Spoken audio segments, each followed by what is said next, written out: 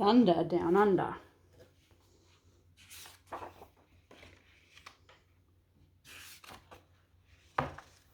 On the first day of summer, the air smelled so sweet that the animals rushed out to play in the heat. Not seeing that Numbat was looking for food, they trampled straight past him, which was rather rude. They played very roughly. They stomped on the ground when suddenly there was a terrible sound. First it went blurp, and then it went squeak, blurp and bungle, then toot toot and parp, and then florlop and flungle. It was tree-flapping, clattery, ear-wibblingly loud. And after it rolled in this stinky great cloud, one whiff, and at once the animals all started to whisper and wonder, "My goodness, oh, who farted?" "Ask me," said the neat little Numbat. "I know just exactly who gave their bum trumpet a blow." But nobody listened, nobody at all, for who pays attention to someone so small? So the Wombat piped up. He liked being in charge. "This whiff must have come from a rump that is large. It's big and it's grand, and that's how I can tell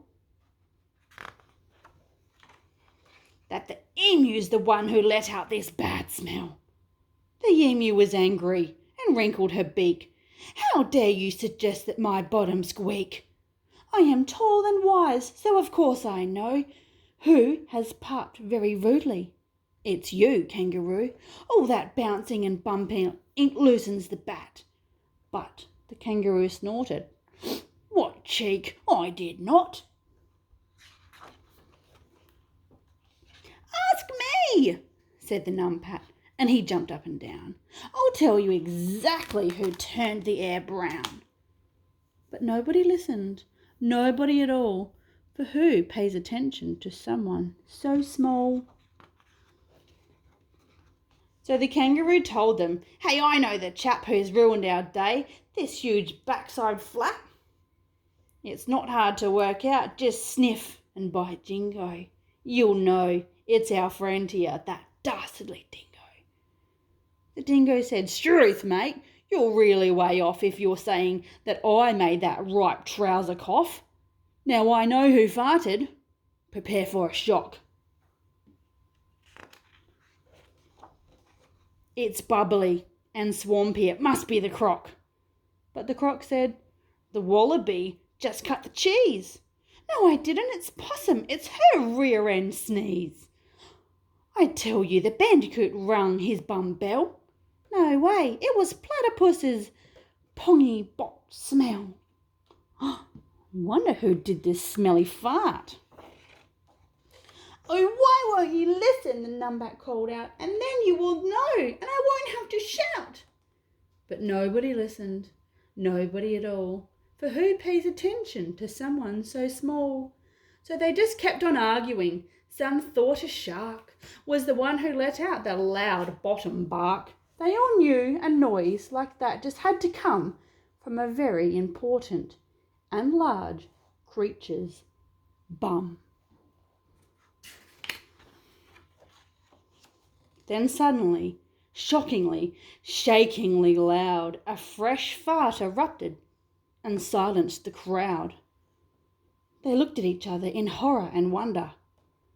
At this latest rumble of thunder down under, they all held their noses, and they turned around to see the Numbat, who was laughing and said, "Yes, it was me. I blew that butt sneeze and I warmed the seat.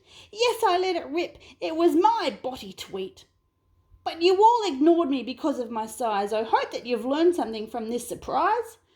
We small ones are just as important as you, and anything that you can do, we can do it too. We're brainy and brave, and we have plenty of heart. And, most importantly, boy, can we fart." Then he trotted away with his tail in the air, and everyone just had to stand there and stare. So the moral is perfectly clear. don't you think? You're never too little to kick up a stink. Look at that cheeky look on his face. The end. That was Thunder Down Under.